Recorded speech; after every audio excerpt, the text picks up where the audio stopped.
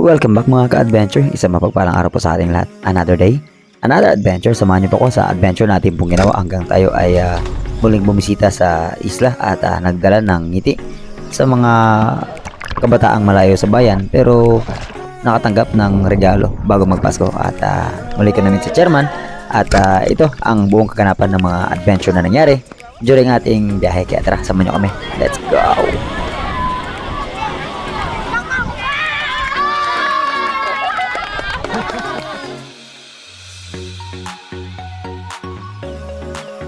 At para naman sa anong unang araw namin mga ka-adventure ay pinuntahan namin itong mga mala Jurassic na ambience po ng lugar dito sa Coron Island, at ito ay malayong parte na ang dikantuman na hindi na masyadong naabot ng maraming turista. At ito pala ang kaunting aerial view, pasilip dito sa kung ano talaga ang itsura ng lugar mga ka-adventure. At again, hindi lang po dito sa atin sa Palawan sa Pilipinas ang mayroong ganitong mga rock formations na kung tawagin ay limestones, kundi maging ang mga Asian countries. And alam naman natin na ang sabi po ng mga geologists, ang isa sa mga main reason kung bakit nag-exist ang mga ganitong rock formations is because of una, sa continental drifting, yung pagbanggaan ng dalawang tectonic plate, at when the two tectonic plates hits the middle at nag-comes up to the surface, rock formations po ng mga limestones. At ang ikalawa naman, syempre yung tinaguri ang the Pacific Ring of Fire, na kung saan may mga active volcanoes underwater na hindi natin alam. At isa yan sa mga reasons kaya nga until now ay sobra pa ring dami ng mga lumilitaw ng mga isla at kapuluan sa saan mang parte sa Pilipinas, dahil nga po dati ang bilang po ng mga isla at kapuluan ay humaabot lamang sa 7,107 islands and islets, pero ngayon po ang current bilang ng mga isla at kapuluan sa buong Pilipinas ay umaabot na sa 7,641 islands and islets, dahil nga sa mga maraming aktibidades na nangyayari. Nandiyan na nga yung pagputok ng mga bulkan underwater. At ayan, tignan nyo naman yung area mga ka-adventure. Sobrang napaka-amazing.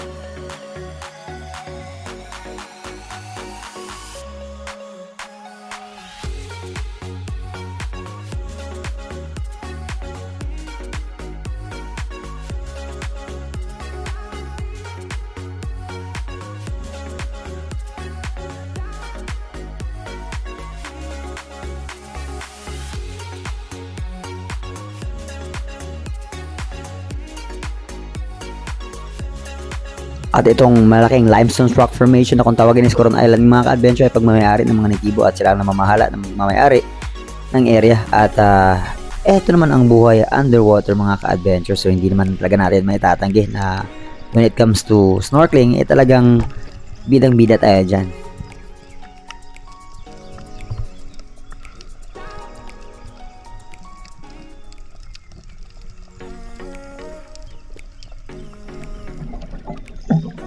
Sobrang tuwang-tuwa ang aking mga kasamang mga banyaga mga ka-adventure sa snorkeling activity na ginawa natin. At syempre, hindi rin natin may papahuli yung pagbuga natin ng ring. Ayan. At ang isa talaga sa nag-agaw ng aking pong atensyon mga ka-adventure is itong isang Australian na si Darcy. Ang kanya pong personal best sa freediving ay umabot ng 39 meters. At nung hindi ko pa alam, eto, nung nakita ko siyang sumisid, nagmadali kagad akong sundan siya nang hindi niya nalalaman at kuha na ng video. At nagulat na lang siya nung tinanong ko siya kung siya ba yung nasa video na to.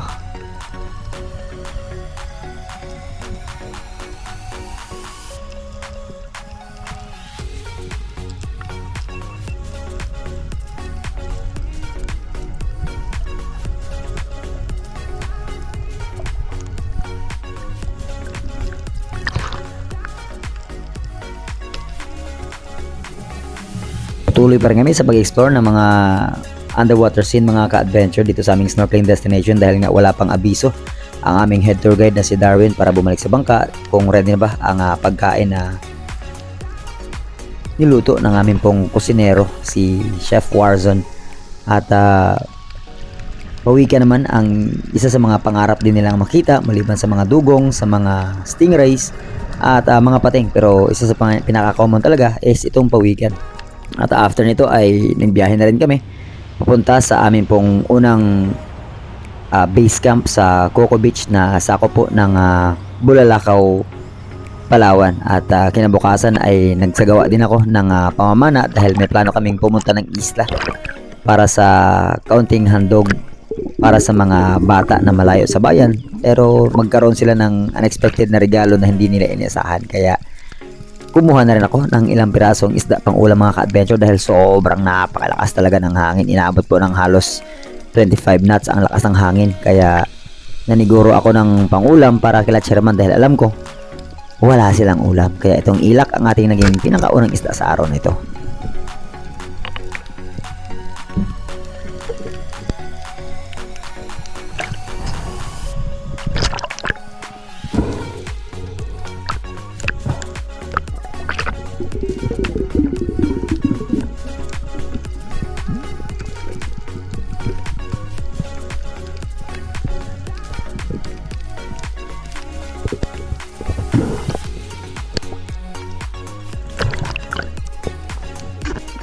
Etong inverted roller pala ang gamit natin mga ka-adventure at mababaw lang po ang aking pong pinanaan this time dahil nagpaiwan lang ako sa bangka at palangoy papunta sa kabilang side po ng Ditatayan Sandbar. At lifty naman or harlequin ang ating naging ikalawang isda mga ka-adventure. At after this ay lumangon na rin ako pabalik sa bangka dahil kailangan na mag-prepare at after lunch pupunta na kami sa isla.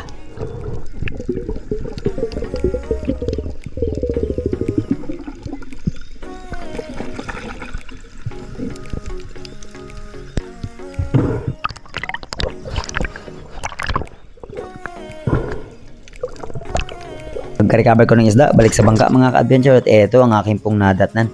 Naghahanda na ang mga tropa at syempre hindi lang po sila, maging ang aming mga panauhing kasama at sobrang tuwan-tuwa sila na magiging kabahagi sila ng ganitong aktibidades na talaga namang gustong-gusto nilang gawin at magbigay ng kaunting kasiyahan sa mga bata at gumawa din tayo ng maliit na paraan nang sa ganun ay mabigyan yung 230 na mga bata na dapat ay 100 lang, pero maraming salamat dun sa mga taong ginamit ng Panginoon to extend their good heart para na sa ganun ay mapagkalooban ang mga batang mula elementarya hanggang preschool. Kaya shout out sa inyo and you know who you are.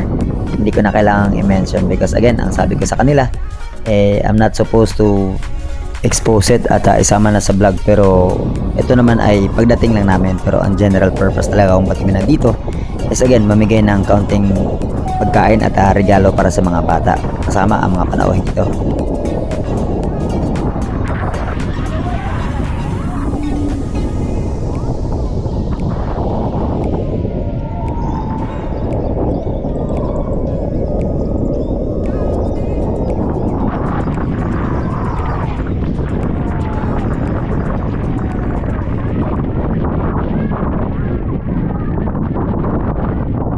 Naging emotional yung ibang mga bisita namin kasama mga ka-adventure dahil pagdating pa lang namin sa playa, ito ang naging ang salubong sa kanila ng mga bata. Kaya hindi nila maiwasang maluha at syempre, reunited muli kami nagkita ng aking tatay, si Chairman.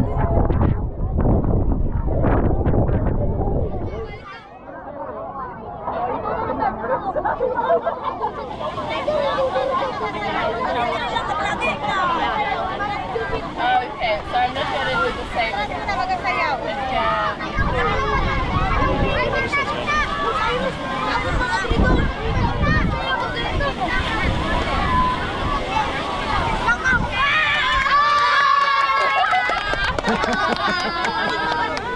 Pagkatapos namin gawin ang aming sadya sa isla ay nagbiyahe na rin kami mga ka-adventure papunta sa Linapakan at inabot kami ng halos 4 na oras po na biyahe.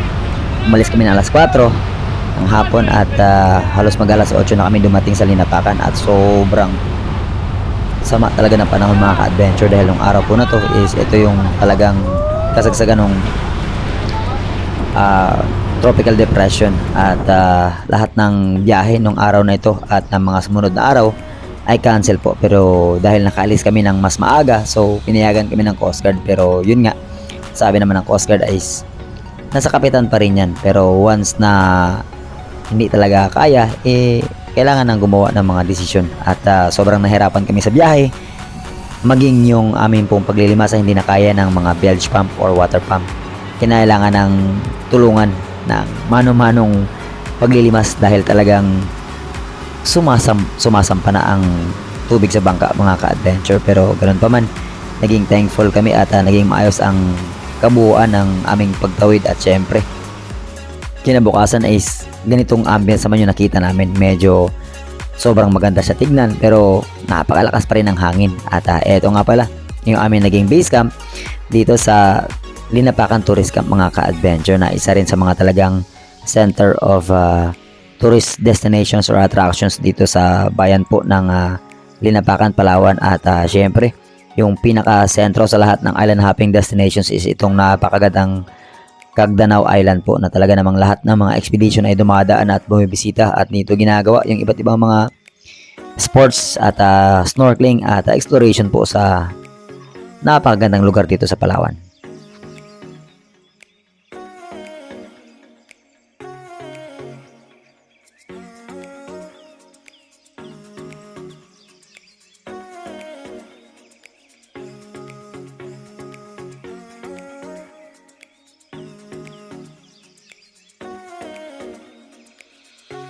At pagkatapos mag-almusal mga ka-adventure ay tinungo naman namin ang Barangay Bulawit na sakop pa rin ng Linapakan mga ka-adventure dahil medyo gahol na kami sa oras nung pag-explore sa Kanipo at ginawa na lang namin yung gift giving.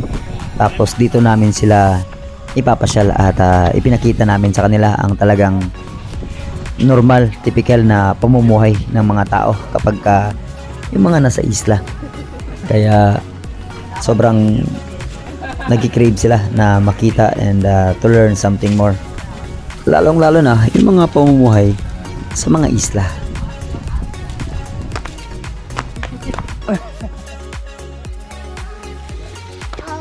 Well, like this. Hey.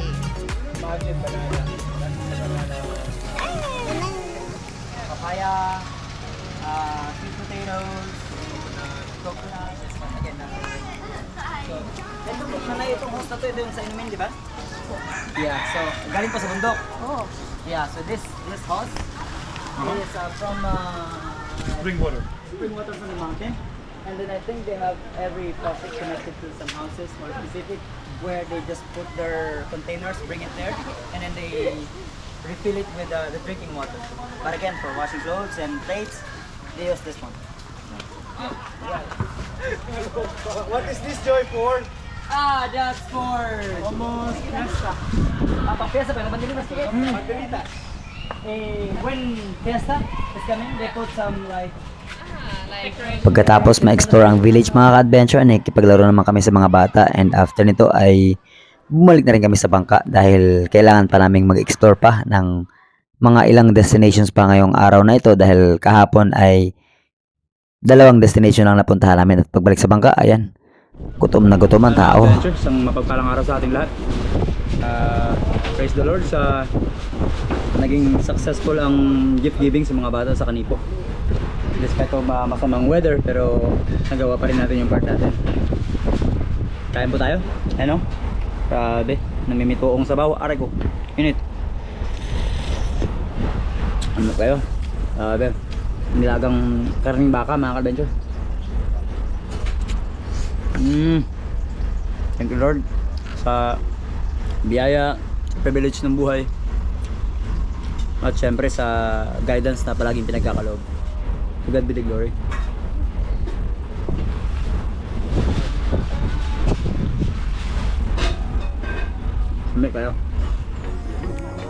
Maraming mga gandang isla at snorkeling destinations dito sa Linapakan mga ka-adventure, kaya lang medyo may agos. So ang ginagawa po namin is drip snorkeling. Binababa namin sila dito sa area, tapos lilipat na lang yung bangka sa kabilang side and then paanod na lang sila sa agos, and yung diretso ng agos is kung saan naka-anchor yung bangka, and pagkatapos nyan, pagkaahon ay nakaredy na rin yung pagkain and then good to go na para sa lunch. At syempre pagkatapos nyan ay tayo naman ang mamamana, pero pakita namin sa inyo ang kaunting mga aktibidades na ginawa. At syempre dahil in-educate natin sila to do something different, not to save the world, so namumulot din sila ng basura habang nag-snorkeling sila.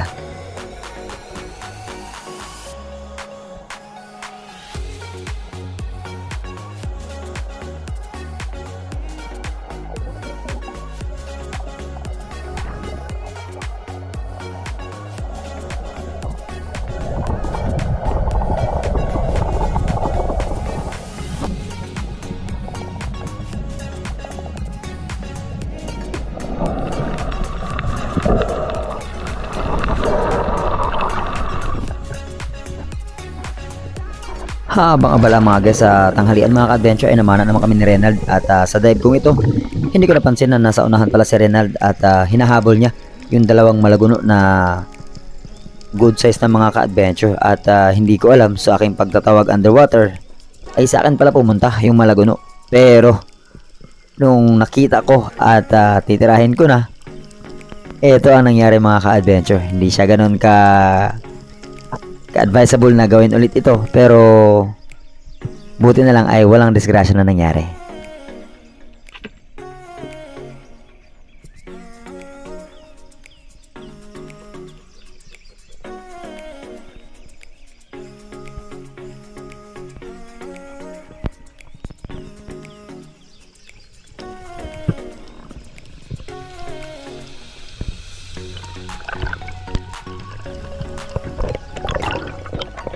Bago pa makalapit sa akin ng isda mga ka-adventure ay natira niya na. Pero successful pa rin naman at naging safe naman kami. Kaya tinulungan ko lang din siya para mag-video at i-recover yung isda. At syempre, ginagag natin yan, pinapalabas ang dugo. After makuha, para mas ganun ay talagang ma-preserve yung freshness or yung pagkasariwa talaga ng isda.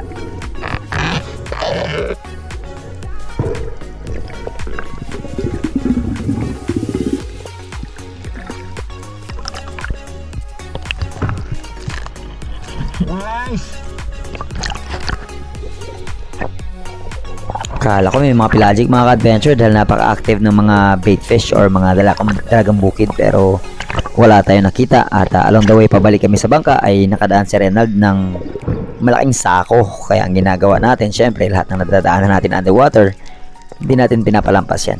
At pagkalipat namin sa ibang island ay nagsagawa ulit tayo ng panibagong pamamana pero sa likod na ng bangka dahil may mga grupo ng mga slender unicorn. Pero sa dive na to, iba ang nakuha ko mga ka-adventure.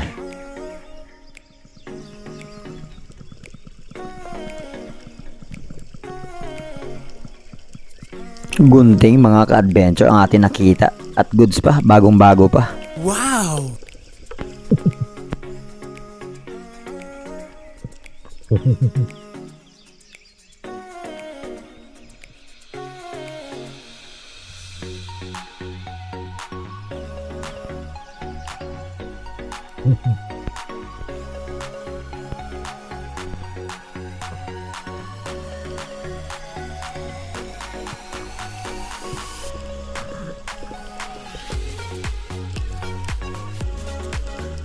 Hindi ko rin natira ang slender mga ka-adventure at nitry ko sanang hanapin yung malaking lapo-lapo na nagtago dito sa ilalim.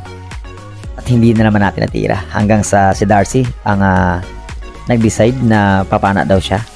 Kaya pinasamahan natin kay Renald mga ka-adventure at eto na nga, on the hunt mode na sila. Pero nakasabi siya na ang hirap mamana dito sa inyo sa Pilipinas dahil kung saan siya galing mga ka-adventure sa Australia ay ikaw ang talagang mananawa, kakapili ng isda ng papanain mo. At ang kagandahan lang sa kanila is talagang very regulated yung kanilang law na for preservation at kung ano lang yung pwedeng kunin, yun lang ang pwedeng kunin. Lahat ng mga undersize ay hindi pwede. Kapag crabs naman or lobster below 500 grams ay hindi pwedeng kunin. Kapag kababae, kahit oversize, matik, kailangan bitawan. Kaya nakasabi siya na hindi pala talaga ganun kadali mamana dito sa inyo kasi malinaw sa malinaw yung tubig. Pero ang problema, wala nang masyadong mga isda. Kaya pagkaahon nila ay nag-drone shots na lang tayo mga ka-adventure dahil gusto ko rin ipakita sa inyo kung nasaan kami ng mga panahong ito.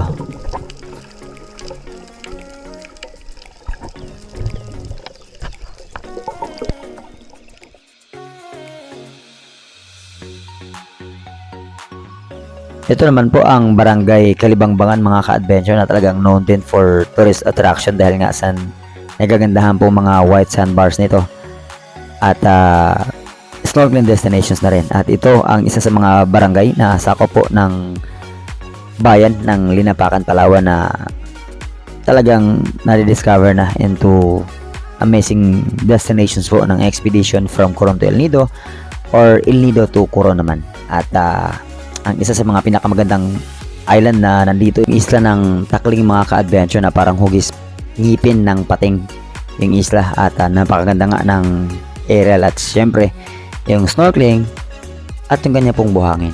lalong-lalo na kapag konti lang yung tao, talagang ma-appreciate mo na napakaganda ng islang ito.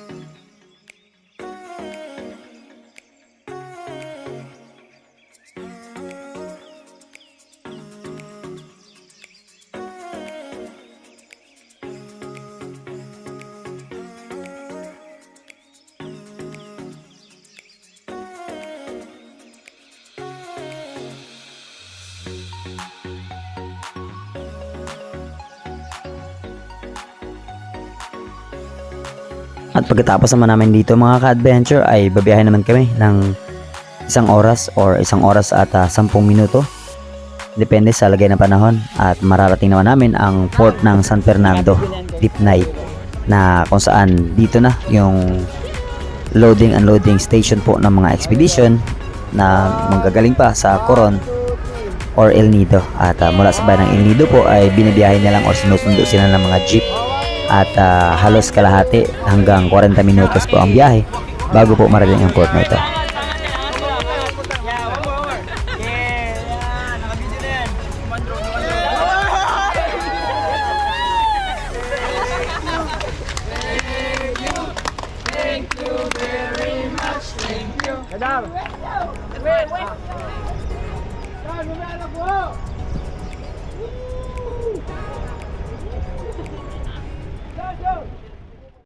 At mga adventure, so bago po tayo magtapos ay dumako po muna tayo sa ating pong shoutout sa ating pinakaunang nag-comment, si Landoy.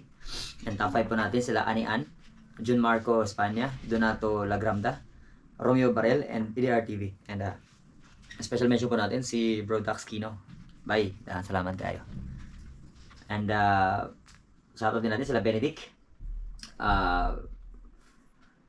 Frangelos Cacho Jr. ng Lapu-Lapu, Chris Felix Espartinas ng Bulacan, Ronel Tanig, MMC, Joshua Humauas ng Ormoc Leyte, Farid Faruqi of California, Romel Stevie ng Maasin City, Padsky TV, Yamada, Rolando Batalla, Asia Nanale, Kayo Dingding, Carl Nebola, Noclair, Clark Pianyar, Infiesto Family ng Poland, Nonilon Fernandez ng Butuan, Escalano Family ng Camsor, Kaidoy Official TV ng Makati, Orge Family ng Southern Leyte, Libara Family ng Birong, si Jeward and sa kanyang asawa. Idol, magandang gabi sa'yo. Kayadong Family ng Naik, Padyak ni Ian Pilipisua, William Otrera, Arlon Nipagal, Kuya Louie, and Engineer Sherlyn Abindanyo. Shoutout po. Shoutout din kay Agustin Elisis, Maya Uchiel na Kasumpang and family. Shoutout po sa inyong lahat. Idol Terso Manulat Laurio and Team Noranda ng Canada, Sir Larry Santi ng Hawaii, Miss Anonymous ng General Santos City, Miss Mai Tapurino ng UAE, Miss May Stakyo ng Solid Harabas Hong Kong Chapter, Miss Monet Paras ng Hong Kong Chapter din, Miss Mimi Manaloto, Miss Oliva Mendoza, Miss Glenda Banstro ng Perth, Australia, Miss Abby and Pres Gamboa, Miss Venus and Jubel Burila ng Oceanside, California, Miss Jen Witherspoon, Miss Teresa Lawigan, Miss Sarah Jenso, Miss Elisa Gomez, Miss Emma Gokong, Doc Stephanie Ferrer, Miss Jen Amor, Miss Christine ng UAE, Miss Jessica Vesta or Vista, tropang lifeguard ng Kayangan Lake, Marco. Shoutout sa inyong lahat dyan. By Albic and Chicago Friends, Lipay Lifestyle, and by Roel Paras. Bro Roel Barabo, special mention din sa'yo, bro. Michael Urong, Marvin Musico, Buhay Driver, KSA, Francisco Family, and Melrose, Roland Abraham ng Cagayo, Joy Jr. Ponce, Abiner Family, and Charis Abiner ng Ligit, Santa Teresita, Dumaran, Palawan. Dennis De La Cruz ng Naik, Karen Gavas, Bebot Vice, Jubel Valdenero, Jury Leonard Undag ng Riyadh, all the way from Iligan City. Junior Ritolita, Matandang Spiro, Reniel Bisorio, Judy Camiling, Japan Travel, Michelle Natividad ng Tanawan Leyte, Daryl Joy Subito ng Dingalan, Aurora. Chad Summers ng Panglao, Bohol. Tony Saarenas ng Cagayan de Oro City. Rodrigo Silinay, Oliver Capiones, Bombay Cordibella, Kakalikot Channel, Bayani Kimilat ng Bislig, Jake Castillo Ramirez, Maki Gileto ng Boracay and Gileto family, Johnny Pacturaan ng Cagayan de Oro City, Anthony Ferrer, Dodong de la Cruz ng Giholngan, Jerry Hinayon ng Mabini de Oro, Christian Jean ng Rojas City, Ryan Akutayan, Jer Abalos Vlog ng Saudi, Jepapoy TV ng Bantayan, and Spiro ng Silinog Island. At sa mga hindi po natin na shoutout, we'll see you po sa ating susunod na adventure.